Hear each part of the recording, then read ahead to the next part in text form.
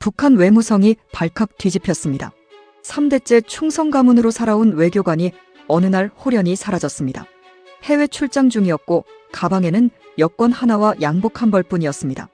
평양에는 아내와 자식들이 기다리고 있었는데도 그는 돌아오지 않았습니다. 그를 돌아서게 만든 건 탄압도 굶주림도 아니었습니다. 과연 무엇이 30년 충성 외교관을 하룻밤 사이에 탈북자로 만들었을까요? 도대체 무슨 일이 있었던 것일까요? 지금부터 그날의 이야기를 낱낱이 들려드리겠습니다. 잠시만요. 영상을 시작하기 전 여러분의 구독과 좋아요가 탈북민들의 진실을 세상에 알리는 힘이 됩니다. 그리고 어느 지역에서 듣고 계신지 댓글로 남겨주시면 반갑게 인사드리겠습니다.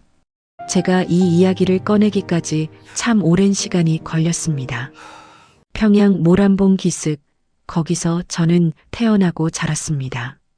어릴 때는 봄만 되면 진달래가 온 산을 붉게 물들였고 아버지 손을 잡고 그 언덕을 오르던 기억이 아직도 선합니다. 아버지는 당 간부셨고 할아버지도 그러셨습니다. 우리 집안은 3대째 충성 가문이었어요. 그게 자랑이었습니다. 적어도 그땐 그랬습니다. 외무성에 들어간 건 29살 때였습니다. 시험을 치고 신원조회를 받고 간부들 앞에서 충성 맹세를 했지요. 지금 생각하면 그 자리가 어떤 자리인지도 모르면서 가슴을 내밀었던 겁니다. 젊었으니까요. 배가 고프지 않은 삶이라는 것만으로도 충분히 감사했습니다. 평양에서의 생활은 겉으로는 번듯했습니다. 외무성 간부 아파트, 2층 침대가 아니라 제대로 된 침대가 있는 방, 외화상점에서 살 수 있는 물건들. 일반 주민들이 옥수수죽으로 끼니를 때울 때 저는 평양냉면에 조선 소주 한 잔을 곁들일 수 있었습니다. 그게 죄인 줄은 그때는 몰랐어요. 아내는 외국어 대학에서 교편을 잡고 있었습니다. 총명하고 따뜻한 사람이었지요. 아들은 저를 닮아 외무성에 들어갔고 딸은 고등학교에 다니고 있었습니다. 남들이 보면 부러워할 가정이었어요. 여러분도 아시겠지만 그 시절 북한에서 이 정도 살림이면 정말 상위 중의 상위였으니까요. 부러움을 받는 삶이었지만 뒤집으면 그만큼 더 많은 것을 잃을 수 있는 자리이기도 했습니다. 언제 불려가서 무슨 소리를 들을지 모르는 자리, 그게 북한에서 간부로 산다는 것의 실체였습니다. 그런데 말입니다. 해외 근무를 다녀올 때마다 마음 한구석이 이상했습니다. 제네바를 처음 갔을 때 시장에 물건이 그렇게 넘쳐나는 걸 보고 그냥 지나쳤습니다. 베이징에서 밤거리 불빛을 보면서도 그냥 눈을 돌렸습니다. 저는 그걸 자본주의의 타락이라고 스스로에게 되뇌었으니까요. 교육받은 대로, 믿어온 대로. 하지만 평양에 돌아올 때마다 느끼는 그 묘한 감각, 뭐라고 설명하기가 어렵습니다. 비행기 창문 너머로 평양 불빛이 보일 때 다른 도시들과 비교하면 너무도 어두웠습니다. 그 어둠이 마음에 걸렸지만 저는 애써 외면했습니다. 외면하는 것이 살아남는 방법이었으니까요. 의심하는 사람은 사라지는 나라였으니까요. 그 모든 것이 흔들리기 시작한 건 2023년이었습니다. 그해 가을, 저는 평양 외무성 중동국 수석 참사라는 직함을 달고 있었습니다. 들으시면 대단해 보이시겠지만 그건 그만큼 더 깊이 체제에 묶여 있다는 뜻이기도 했습니다. 저는 그걸 몰랐습니다.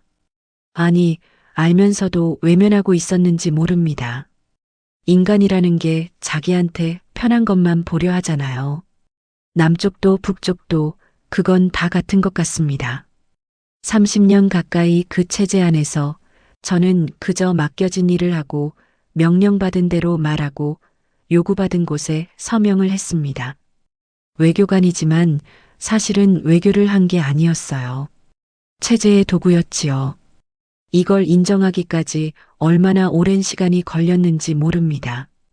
북한에서 3대를 살아온 집안의 자존심이라는 게 있었으니까요. 그런데 자존심이고 충성이고 간에 결국 사람은 진실 앞에 서게 됩니다. 그 진실이 2023년 가을 테헤란에서 저를 찾아왔습니다. 테헤란은 더웠습니다. 이란의 가을은 우리 기준으론 여름이나 다름없었어요. 섭씨 30도가 넘는 날씨에 정장을 갖춰 입고 회의장을 오가다 보면 등줄기가 흥건하게 젖었습니다. 그 땀이 부끄럽지 않도록 저는 늘 표정을 단단히 추슬렀습니다. 외교관이란 그런 직업이니까요. 속이 무너져도 겉은 반듯해야 했습니다. 그해 가을, 저는 이란 혁명수비대 측 인사들과의 실무회의에 배석했습니다.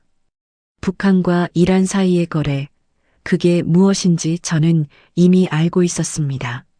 미사일 부품, 탄약 기술, 관련 설계 자료.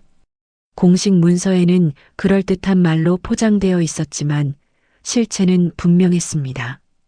전쟁을 팔고 있는 거였어요. 우리가 전쟁을 팔고 있었습니다. 그때까지도 저는 그게 나라를 위한 일이라고 스스로를 설득했습니다. 미국과 서방의 제재에 맞서는 자주적인 외교라고요. 어릴 때부터 그렇게 배웠으니까요. 하지만 그날 회의실에서 탁자 너머로 마주한 서류들을 들여다보는데 손이 떨렸습니다. 처음이었어요. 30년 외교관 생활에서 손이 떨린 건 그때가 처음이었습니다. 그 떨림의 정체를 저는 오랫동안 인정하지 못했습니다. 하지만 이제는 압니다. 그건 양심이었습니다. 30년 동안 깊이 잠들어 있던 양심이 그날 처음으로 눈을 뜬 겁니다. 회의가 끝나고 숙소로 돌아오는 차 안에서 저는 창밖을 바라봤습니다. 테헤란 시내는 생각보다 활기차고 복잡했습니다. 오토바이들이 차 사이를 누비고 시장 골목에는 사람들이 넘쳐났습니다. 어디서나 볼 수 있는 평범한 사람들의 일상이었어요. 퇴근하는 사람, 장 보는 아주머니, 손잡고 걷는 노부부. 그 사람들은 모르겠지요. 저 건물 어딘가에서 무슨 문서들이 오가는지를. 저도 한때는 그런 사람들처럼 아무것도 모른 채 살아왔다는 생각이 들었습니다. 모른 채로 사는 게 얼마나 편한 건지 그날 처음으로 그게 부러웠습니다. 그날 밤 저는 잠을 이루지 못했습니다. 아내 생각이 났습니다. 딸아이 생각도. 딸이 그의 고등학교 2학년이었는데 그 아이가 커서 무슨 세상을 살아갈까 하는 생각이 갑자기 머릿속을 꽉 채웠습니다. 북한에서 태어나 북한의 교육을 받고 북한의 체제 안에서 살다가 죽을 아이. 아버지가 평생 서명하고 다녔던 그 서류들의 세상에서 그때 처음으로 죄책감이라는 게 뭔지 알았습니다. 아비된 도리를 다하지 못하고 있다는 뒤통수를 얻어맞는 듯한 그 감각이요. 여러분도 자식 키우면서 한 번쯤은 이런 생각 해보셨을 겁니다. 내가 이 아이한테 어떤 세상을 물려주고 있나? 내가 지금 하는 일이 이 아이한테 부끄럽지 않은가? 저는 그날 밤에야 비로소 그 질문을 제 자신에게 던졌습니다. 너무 늦었지요. 하지만 그 질문이 결국 저를 살렸습니다. 충격은 거기서 그치지 않았습니다. 그 며칠 뒤 베이징에서 함께 외교관 생활을 했던 동료 최 참사가 갑자기 연락이 끊겼다는 소식을 들었습니다. 소환됐다는 거였습니다. 이유는 알 수 없었어요. 북한에서 이유를 물으면 안 됩니다. 이유를 묻는 것 자체가 의심받는 행동이니까요. 그냥 사라지는 겁니다. 어제까지 옆에 있던 사람이 오늘 없어지는 거예요. 최 참사는 저보다 나이가 2살 많았습니다. 조용하고 성실한 사람이었어요. 자식이 둘 있었고 부인이 평양에서 학교 교사를 하고 있었습니다. 그 사람이 어디로 끌려갔는지 지금도 모릅니다. 여러분도 이런 이야기 뉴스에서 가끔 보시지요? 북한 고위 간부가 갑자기 사라졌다는 뉴스. 저는 그 사라짐의 현장 가까이에 있었습니다. 그리고 그 다음 차례가 언제든 제가 될 수 있다는 것을 처음으로 피부로 느꼈습니다. 제가 잘못한 게 없어도 됩니다.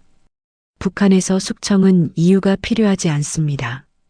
위에서 점 찍으면 그만이에요. 아무리 충성스러운 사람도, 아무리 능력 있는 사람도 윗사람 눈밖에 나면 그날로 끝입니다. 30년을 그 체제에 몸바쳐 일했어도 소용없습니다. 그 사실을 머리로는 알고 있었지만 최 참사 소식을 듣고서야 가슴으로 받아들였습니다. 평생 믿어온 것들이 그날 이후로 하나씩 무너지기 시작했습니다. 당이 옳다고 믿었습니다. 수령이 인민을 사랑한다고 믿었습니다. 나라를 위해 일하면 나라가 나를 지켜준다고 믿었습니다. 그 믿음들이 테헤란의 그 회의실에서 최 참사의 소식에서 하나씩 바닥에 떨어지는 소리가 들렸습니다. 유리가 깨지듯이 조용하지만 되돌릴 수 없이 밤새 뜬 눈으로 앉아 있다가 창이 밝아올 때쯤 저는 조용히 생각을 정리했습니다. 이 체제 안에서는 어떤 선택을 해도 제가 잃는 쪽입니다. 거부하면 숙청, 따르면 위험. 아무리 발버둥 쳐도 이틀 안에서는 출구가 없었습니다. 그렇다면 제가 선택할 길은 딱 하나뿐이었습니다. 그리고 그 무너짐 속에서 아주 작은 불씨 하나가 켜졌습니다. 살아야겠다는, 다른 방식으로 살아야겠다는 불씨가요. 눈이 열리고 나면 세상이 달리 보이기 시작합니다. 그게 얼마나 고통스러운 일인지는 겪어보지 않은 분들은 모르실 겁니다. 평양으로 귀한 명령이 떨어진 건 그해 겨울이었습니다. 이란 출장을 마치고 돌아온 저는 외무성 당위원회로 소환됐습니다. 별일 아닐 거라고 생각했지요. 귀국 보고 정도겠거니 했습니다. 그런데 위원회 실장이 꺼낸 말은 달랐습니다. 동지를 이란 주재대사로 추천하기로 결정했습니다. 그 말을 듣는 순간 가슴이 내려앉았습니다. 대사 임명이면 대단한 영전 아니냐고 하실 수 있습니다. 하지만 저는 그 말이 무슨 뜻인지 알고 있었어요. 이란 대사 자리는 그냥 자리가 아닙니다. 그건 국제 제재를 피해가며 무기 거래를 총괄하는 실무 책임자로 나가라는 명령이었습니다. 적발되는 순간 모든 책임은 현장의 대사가 지고 본부는 모른다고 하면 그만이니까요. 총대는 저 혼자 매야 한다는 거였습니다. 거부할 수 없었습니다. 북한에서 당의 결정을 거부한다는 건 죽겠다는 소리와 같습니다. 저는 그 자리에서 고개를 숙였습니다. 네, 하겠습니다. 그 말이 목구멍을 넘어가는데 제 입에서 나오는 소리가 제 것이 아닌 것 같았습니다. 30년 외교관 생활 중에 그렇게 무거운 두 글자는 없었습니다. 집에 돌아와서 아내에게는 말하지 못했습니다. 아내는 환하게 웃으며 이제 대사 사모님이 됩니까? 하고 농담을 했어요. 저는 그냥 웃었습니다. 아내가 무슨 자리인지 알게 되면 얼마나 두려워할까. 그 생각에 아무 말도 할 수가 없었어요. 그날 저녁 밥상을 마주하고 앉아 아내가 떠준 된장국을 한 숟갈 뜨는데 목이 메었습니다. 이 밥상이 앞으로 얼마나 더 함께할 수 있을까 싶어서요. 아내는 제가 왜 말이 없나 이상하게 보면서도 더 묻지는 않았습니다. 오래 함께 산 사람이 그렇지요. 묻지 않아도 뭔가 이상하다는 걸 느끼는 게 있더라고요. 그 눈빛이 아직도 기억납니다. 그게 제가 아내와 마주한 마지막 밥상이 됐습니다. 그날 밤 저는 오래도록 천장을 바라봤습니다. 북한에서 간부로 산다는 건 이런 겁니다. 잘 나가다가도 어느 날 갑자기 감당할 수 없는 자리로 던져집니다. 거부하면 숙청, 따르면 위험. 어느 쪽이든 살아남기가 쉽지 않아요. 일반 주민들은 굶주림에 시달리고 간부들은 또 다른 방식으로 시달립니다. 결국 북한이라는 나라 안에서 편안한 사람은 단 한 명뿐이라는 걸 그때 비로소 깨달았습니다. 단 한 명. 더 견딜 수 없었던 건 딸아이 때문이었습니다. 대사로 이란에 가게 되면 임기가 보통 3년입니다. 딸이 고등학교를 졸업할 때까지 곁에 있어줄 수 없어요. 아버지 없이 그 삭막한 평양에서 어떻게 클까? 제가 언제 어떻게 될지도 모르는 위험한 자리에서 부모라면 다 아시겠지만 자식 걱정 앞에서는 이념도 충성도 다 부서집니다. 그것만큼은 남쪽이나 북쪽이나 다를 게 없습니다. 자식 앞에서는 누구나 그냥 아버지, 그냥 어머니가 됩니다. 소환 통보를 받은 뒤 며칠 동안 저는 아무것도 손에 잡히지 않았습니다. 밥도 제대로 못 먹었어요. 밤이면 이런 생각 저런 생각이 머릿속을 맴돌았습니다. 이대로 이란에 가서 일하다 국제사회에 적발되면 어떻게 되나? 거부했다가 숙청되면 가족은 어떻게 되나? 아내는, 아들은, 딸은. 연좌제라는 게 있어서 북한에서는 한 사람이 죄인이 되면 가족 전체가 처벌받습니다. 제가 어떤 선택을 해도 저만 잘못되는 게 아니라는 거였습니다. 여러분도 아시겠지요. 6.25 때 피랑 가던 시절 어느 집안에서 한 사람이 이쪽이다 저쪽이다 하면 온 가족이 다 휘말렸다는 이야기들. 북한에서 지금도 그게 살아있습니다. 아니, 더 심해졌습니다. 3대까지 처벌한다는 게 말이 아니라 현실이에요. 제 아버지, 제 아들, 제 딸까지. 그 생각을 하면 가슴이 찢어지는 것 같았습니다. 내가 무너지면 내 자식들도 같이 무너진다는 것, 그 공포가 오히려 저를 결심하게 했습니다. 이대로는 안 되겠다 싶었습니다. 이 체제 안에서는 어떤 선택을 해도 제가 살 방법이 없었습니다. 따르면 위험한 자리로 내몰리고 거부하면 가족까지 화를 입습니다. 틀 자체를 벗어나는 것만이 유일한 길이었습니다. 그건 목숨을 건 도박이었습니다. 하지만 이대로 있다가 서서히 죽는 것보다는 한번 뛰어보는 게 낫겠다 싶었습니다. 모란봉 기슭에서 자란 아버지의 아들이 3대째 충성 가문의 자손이 그 선택을 하기까지 얼마나 오랜 밤을 뒤척였는지 모릅니다. 그리고 베이징 출장 명령이 떨어졌을 때 저는 비로소 결심했습니다. 저는 그때 처음으로 살아야겠다는 생각을 했습니다. 다른 방식으로 살아야겠다는 생각이 섰을 때 저는 이미 베이징에 있었습니다. 이란 대사 부임 전 마지막 실무 협의를 위한 출장이었습니다. 베이징 주재 북한 대사관에서 며칠 머무르며 서류를 챙기고 지시를 받는 일정이었어요. 바깥에서 보면 평범한 외교관의 해외 출장이었습니다. 하지만 저는 그 출장 가방을 싸면서 이게 마지막이 될 수도 있다는 걸 알고 있었습니다. 아내에게 전화를 한 건 베이징에 도착한 이튿날 밤이었습니다. 늦은 시간이었는데도 아내는 바로 받았어요. 목소리가 평소와 같았습니다. 따뜻하고 다소 피곤한 그 목소리. 저는 별 이야기를 하지 않았습니다. 어떻게 지내느냐, 딸은 어떠냐, 아들은 잘 있느냐. 그런 말들을 한참 주고받다가 끊을 때가 됐는데 말이 나오지 않았습니다. 잘 있어라. 그 말만 했습니다. 아내는 웃으면서 어디 멀리 가는 것도 아니면서 무슨 말이냐고 했어요. 저는 그냥 다시 한번 잘 있으라고 했습니다. 전화를 끊고 나서 한참을 멍하니 앉아 있었습니다. 창밖에 베이징의 불빛이 가득했습니다. 아내 목소리가 귓가에 맴돌았습니다. 그게 아내와 나눈 마지막 통화가 됐습니다.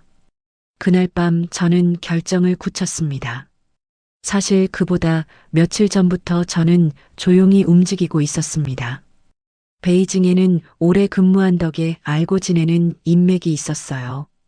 그 안에서 아주 조심스럽게 신호를 주고받았습니다.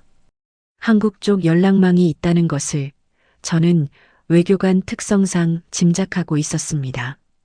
그쪽과 닿기 위해 아주 신중하게 흔적을 남기지 않는 방식으로 움직였습니다. 누군가 보고 있을지 모른다는 생각에 화장실을 가면서도 등에서 땀이 났습니다.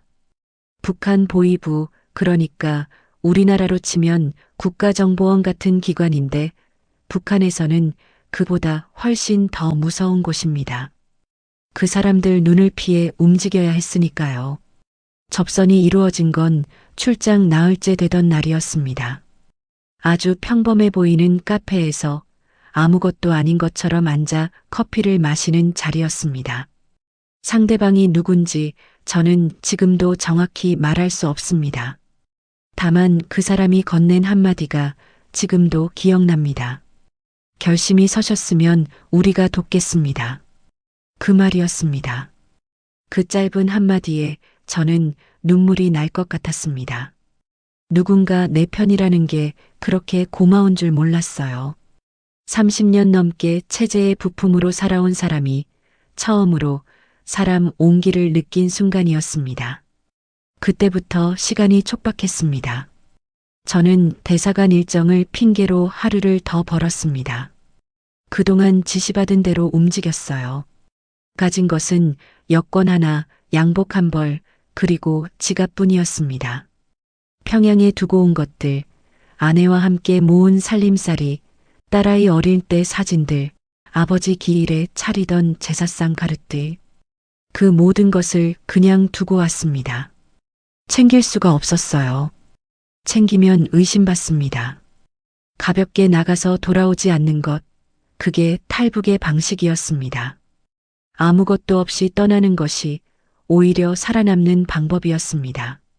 출발하던 날 아침, 저는 대사관 근처 공원을 한 바퀴 걸었습니다. 아무렇지 않은 척, 산책하는 척.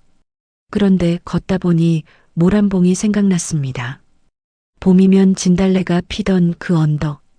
아버지 손잡고 오르던 그 길. 저를 키워준 땅이었습니다.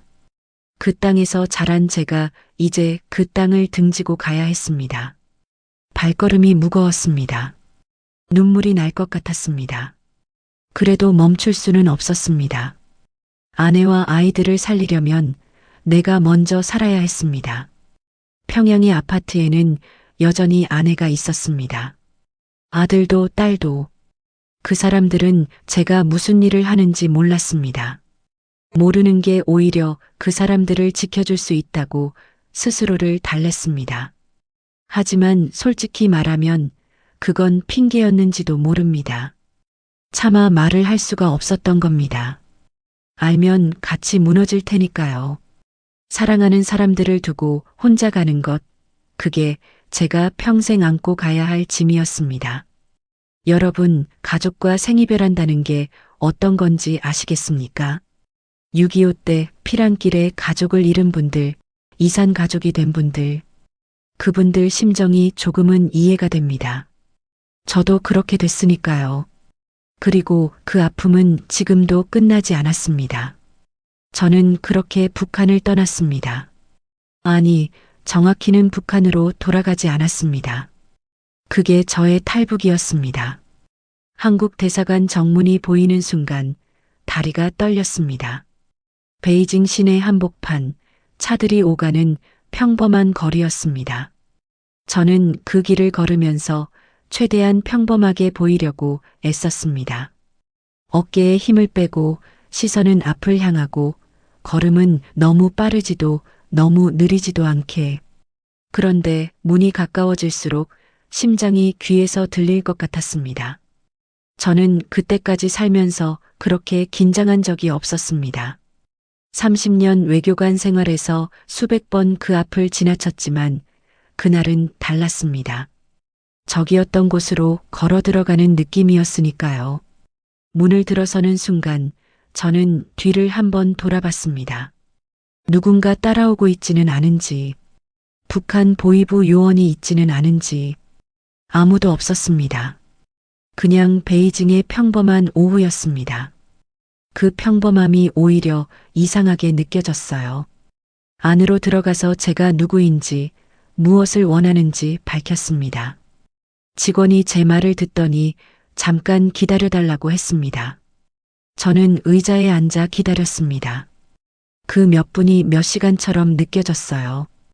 혹시라도 북한 대사관에 연락이 가는 건 아닐까? 혹시 이게 함정은 아닐까? 별별 생각이 다 들었습니다. 만약 저를 북한으로 돌려보내면 그게 끝이었습니다. 목숨을 건 도박이 거기서 끝나는 거지요. 그런데 이상하게도 앉아서 기다리는 그 순간에 아내 얼굴이 떠올랐습니다. 웃는 얼굴이었어요. 이제 대사 사모님이 됩니까? 하고 농담하던 그 얼굴. 그 얼굴을 떠올리며 눈을 질끈 감았습니다. 미안하다, 정말 미안하다, 마음속으로 그 말을 수없이 되뇌었습니다. 그 후 사흘이 고비였습니다. 대사관 안에서 신원 확인이 이루어지고 여러 차례 면담이 있었습니다. 저는 아는 것을 성실하게 말했습니다. 테헤란에서 있었던 일들, 무기거래 실무 내용들, 제가 봐온 것들, 말하는 내내 손이 떨렸습니다. 이걸 말하는 게 맞는 건가? 이러면 정말 돌아갈 수 없는 건가? 하지만 저는 계속 말했습니다. 이미 돌아갈 곳이 없다는 걸 알고 있었으니까요. 면담을 마치고 방으로 돌아오면 저는 한동안 멍하니 앉아 있었습니다. 천장을 보다가 손을 내려다보다가 이 손으로 수십 년 동안 서명을 해왔습니다. 나라를 위한다는 명목으로. 그 서명들이 어디에 쓰였는지 이제는 압니다. 후회가 밀려왔습니다. 하지만 후회는 사치였습니다. 지금은 살아남는 것이 먼저였습니다. 사흘째 밤이었습니다. 담당 직원이 조용히 다가와 말했습니다. 본국으로의 이송이 결정됐습니다. 그 말을 듣는 순간 저는 그 자리에서 고개를 숙이고 울었습니다. 태어나서 그렇게 울어본 적이 없었어요. 소리도 못 내고 그냥 눈물만 뚝뚝 떨어졌습니다. 옆에 있던 직원이 조용히 물 한 잔을 가져다 줬습니다. 아무 말 없이요. 그 따뜻함이 지금도 기억납니다. 한국으로 떠나기 전날 밤, 저는 창가에 앉아 베이징 하늘을 바라봤습니다. 저 하늘 너머 어딘가에 평양이 있겠지 싶었습니다. 아내가 있고 아들이 있고 딸이 있는 곳. 지금쯤 아내는 제가 왜 연락이 없나 걱정하고 있겠지요. 딸은 아버지가 언제 오나 기다리고 있겠지요. 그 생각에 가슴이 무너졌습니다. 하지만 어떻게 할 수가 없었습니다. 연락을 했다가 잡히면 그 사람들까지 위험해지니까요. 살면서 이렇게 무력한 적이 없었습니다. 30년 동안 외무성 간부로 세계를 누볐는데 정작 가장 사랑하는 사람들을 지켜줄 수가 없었습니다. 세상에서 제일 무거운 짐은 돈도 아니고 권력도 아닙니다. 두고 온 사람들에 대한 죄책감이었습니다. 6.25 때 피랑길에 가족과 헤어진 분들이 평생 그 죄책감을 안고 사셨다는 이야기를 들었습니다. 왜 나만 살아남았나? 왜 내가 먼저 떠났나? 저도 그랬습니다. 지금도 그렇습니다. 이산 가족의 아픔이라는 게 뉴스에서 볼 때와 직접 겪을 때가 이렇게 다른지 몰랐습니다. 하지만 저는 창가를 떠나 눈을 감았습니다. 살아야 한다고, 살아서 언젠가 방법을 찾아야 한다고.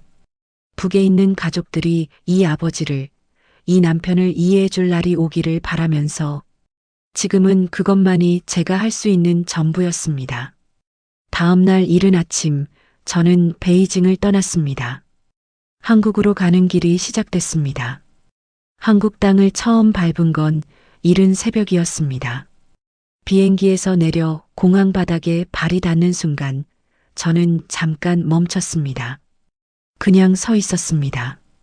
발바닥으로 전해지는 그 딱딱한 감촉이 이상하게도 낯설었어요.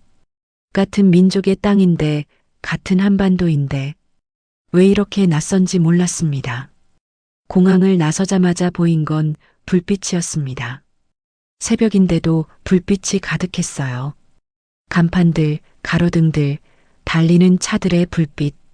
평양의 밤과는 달랐습니다. 평양은 어두웠습니다. 정전이 잦아서 밤이 되면 도시 전체가 꺼지는 날도 있었어요. 그런데 이 나라는 새벽에도 환했습니다. 그 불빛이 왠지 무서웠습니다. 너무 밝아서요. 그날부터 조사와 면담이 시작됐습니다. 국가정보원이라는 곳이었습니다. 저는 또 말했습니다. 아는 것들을 하나씩. 그게 몇 달이나 됐습니다. 그 기간 동안 저는 좁은 방 안에서 지냈습니다. 답답했지만 이해했습니다.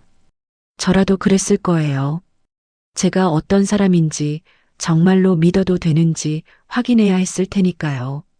그 기간 중에 가장 힘든 건 외로움이었습니다. 아내가 없었습니다. 아이들이 없었습니다. 말동무가 없었어요. 면담관들은 물어보는 사람들이지 이야기를 들어주는 사람들이 아니었으니까요. 밤마다 혼자 천장을 보면서 지금 평양은 몇 시인가, 아내는 잠들었을까, 딸은 학교에서 어떻게 지내고 있을까, 그런 생각들을 했습니다. 아내가 제 소식을 들었을 텐데 어떤 표정을 짓고 있을까, 그 생각이 제일 힘들었습니다. 그 기간이 끝나고 하나원이라는 곳에 들어갔습니다. 탈북민들이 남한 생활에 적응하도록 교육받는 곳인데 쉽게 말하면 우리나라 사람으로 다시 태어나는 학교 같은 곳이었습니다. 거기서 처음으로 다른 탈북민들을 만났습니다. 그 사람들을 보면서 저는 많이 부끄러웠습니다. 저는 그래도 외교관으로 세계를 다녔고 먹는 걱정은 안 했는데 그 사람들 중에는 두만강을 헤엄쳐 건넌 분들도 있었고 중국에서 몇 년씩 숨어 지낸 분들도 있었어요. 산 넘고 강 건너 몸 하나로 도망쳐 온 분들. 어떤 어머니는 아이 손을 잡고 강을 건넜다고 했습니다. 그분들 앞에서 저는 그냥 작아졌습니다. 하나원 교육 중에 처음으로 스마트폰이라는 걸 써봤습니다. 조그만 유리판에 손가락을 대면 세상이 열리는 물건이었어요. 처음에는 어떻게 쓰는지 몰라서 옆 사람한테 물었습니다. 저보다 20살은 어린 청년이 웃으면서 가르쳐 줬어요. 그 유리판으로 뉴스를 찾아보고 날씨도 확인하고 모르는 게 있으면 바로 검색할 수 있다는 게 그렇게 신기할 수가 없었습니다. 북한에서 정보는 통제받는 것이었습니다. 당이 허락한 것만 볼 수 있었어요. 그런데 이 나라에서는 손가락 하나로 세상 모든 것을 볼 수 있었습니다. 그게 자유라는 거구나 싶었습니다. 거창한 게 아니었어요. 보고 싶은 것도 보고, 말하고 싶은 것도 말하고, 알고 싶은 것도 찾을 수 있는 것. 우리가 당연하게 여기는 그것들이 누군가에게는 목숨을 걸어야 얻을 수 있는 것이었습니다. 여러분은 매일 아침 눈을 뜨면 아무 신문이나 보실 수 있지요. 아무 채널이나 틀 수 있고요. 그게 얼마나 소중한 건지 저처럼 그걸 못 해본 사람이 와야 실감이 되는 것 같습니다. 하나원 생활이 마무리될 때쯤 담당 선생님이 말했습니다. 이제 곧 나가서 진짜 생활이 시작됩니다. 잘하실 수 있을 겁니다. 그 말을 들으며 저는 생각했습니다. 과연 그럴 수 있을까? 50이 넘은 나이에 아는 사람 하나 없이, 가족도 없이 그 두려움이 저를 덮쳤습니다. 하지만 한 가지만큼은 확실했습니다. 이곳에서는 적어도 두려움 때문에 죽지는 않는다는 것. 그것만으로도 지금의 저에게는 충분했습니다. 하나원을 나오던 날, 저는 처음으로 혼자 버스를 탔습니다. 교통카드라는 걸 받았는데 어떻게 쓰는지 몰라서 버스 기사 아저씨한테 물었습니다. 아저씨가 귀찮아하지도 않고 차근차근 가르쳐 줬어요. 기계에 대면 삑소리가 나면 된다고. 그 삑소리가 이상하게도 기분이 좋았습니다. 내가 이제 이 나라 사람으로 살고 있구나 싶어서요. 배정받은 임대 아파트는 경기도 어느 소도시였습니다. 방 2개짜리 작은 집이었는데 처음 문을 열고 들어갔을 때 저는 한동안 서 있었습니다. 조용했습니다. 아무도 없었어요. 평양 아파트에는 아내가 있었고 아이들이 있었고 부엌에서 뭔가 끓는 냄새가 났는데 여기는 그냥 비어 있었습니다. 주민센터에 가서 주민등록증을 만들었습니다. 담당 직원이 한국 이름을 쓰라고 했어요. 저는 잠깐 고민했습니다. 리성철이라는 이름은 북한 이름이니까 새 이름을 지어야 했습니다. 이성철로 했습니다. 발음은 같은데 성씨 한 글자만 바꿨어요. 그게 제가 할 수 있는 작은 고집이었습니다. 그래도 나는 나라는, 내가 살아온 50여 년은 지워지지 않는다는 가장 어렵던 건 말이었습니다. 같은 한국어인데 다른 말처럼 들릴 때가 있었어요. 북한 말투로 말하면 사람들이 이상하게 쳐다봤습니다. 어디서 오셨어요? 라고 묻는 사람들도 있었고 그냥 모른 척 해주는 사람들도 있었어요. 어느 게 더 고마운지 모르겠더라고요. 그냥 평범하게 대해주는 것, 그게 가장 큰 배려였습니다. 슈퍼마켓에 처음 갔을 때는 그냥 멍하니 서 있었습니다. 물건이 너무 많았어요. 라면만 해도 몇십 가지, 과자도 몇십 가지. 북한에서 라면은 아무나 먹는 게 아니었는데 그 앞에 서서 어떤 걸 골라야 할지 몰라 한참을 서 있었습니다. 그러다가 뒤에서 할머니 한 분이 지나가시다가 뭐 찾으세요? 라고 물어봐 주셨어요. 저는 그냥 다 처음이라서요 했더니 할머니가 웃으시면서 이거 맛있어. 이거 사봐 하시면서 하나를 집어주셨습니다. 그 할머니 생각이 지금도 납니다. 이름도 모르는 분인데 그 작은 친절이 그날 저를 살렸습니다. 가끔 밤에 잠이 안 올 때는 창문을 열어 바깥을 내다봤습니다. 아파트 단지 불빛들이 내려다 보였습니다. 저 집에는 누가 살까? 저 창문 너머에도 오늘 하루가 있었겠지. 가족들과 저녁을 먹고 아이들 숙제를 봐주고 자기 전에 텔레비전을 보고 그 평범한 저녁이 제게는 이제 없는 것이었습니다. 아내와 밥상을 마주하던 그 평범함이 이제는 가장 간절한 것이 됐습니다. 아내가 보고 싶었습니다. 딸아이가 보고 싶었습니다. 아들도. 그 그리움이 가장 힘들었습니다. 무기거래 서류들, 보위부의 감시, 일한 대사 발령. 그 모든 것이 버거웠지만 그래도 가족이 곁에 있었습니다. 이제는 그게 없었어요. 북한에 두고 온 사람들이 어떻게 지내는지 알 도리가 없었습니다. 혹시 저 때문에 연행되지는 않았을까? 아내가 조사를 받지는 않았을까? 딸이 학교에서 쫓겨나지는 않았을까? 그 걱정이 마음 한켠에 늘 달려 있었습니다. 북한에서 연자제라는 게 있다고 말씀드렸지요. 제가 배신자가 됐으니 그 칼이 가족들한테 향할 수도 있었습니다. 여러분 중에도 자식 걱정, 손자 걱정에 밤잠을 못 이루는 분들 계시지요. 저는 지금도 그렇습니다. 다만 제 걱정은 연락조차 할 수 없는 걱정이라는 게 다를 뿐입니다. 전화 한 통 할 수가 없어요. 편지 한 장 보낼 수가 없어요. 그게 더 무겁습니다. 그래도 하루하루 살았습니다. 아침에 일어나고 밥을 먹고 한국어 교육도 받고 취업 준비도 했습니다. 가끔은 혼자 커피숍에 앉아 창밖을 바라봤습니다. 지나가는 사람들을 보면서 저 사람들은 이 자유가 얼마나 귀한 건지 알까 싶었습니다. 알면 좋겠다고 생각했습니다. 이 나라의 자유는 누군가 피를 흘려 지킨 자유입니다. 6.25를 겪으신 분들, 그 후 온갖 어려움을 견뎌내신 분들이 만들어 놓은 나라입니다. 저는 그걸 누리러 온 사람입니다. 감사합니다. 진심으로 살아야 한다고, 그냥 살아야 한다고. 그렇게 저는 한국에서의 첫 해를 버텼습니다. 한국에 온 지 이제 2해가 지났습니다. 요즘 저는 작은 연구소에서 일을 합니다. 북한 관련 정책을 연구하는 곳인데 제가 직접 겪은 것들을 자료로 쓸 수 있다는 게 조금은 위안이 됩니다. 30년 외교관 생활이 이런 방식으로 쓰일 줄은 몰랐지만요. 무기거래 서류에 서명하던 손이 이제는 진실을 기록하는 손이 됐습니다. 그게 조금은 속죄가 되기를 바랍니다. 아직도 밤에 잠이 잘 안 옵니다. 아내 생각, 아이들 생각이 나면 그렇습니다. 북에 두고 온 사람들이 괜찮은지 지금도 알 수 없습니다. 연락할 방법이 없으니까요. 꿈에서라도 보면 깨고 나서 더 힘듭니다. 웃고 있던 얼굴이 사라지고 나면 빈 방만 남으니까요. 그게 지금도 가장 아픕니다.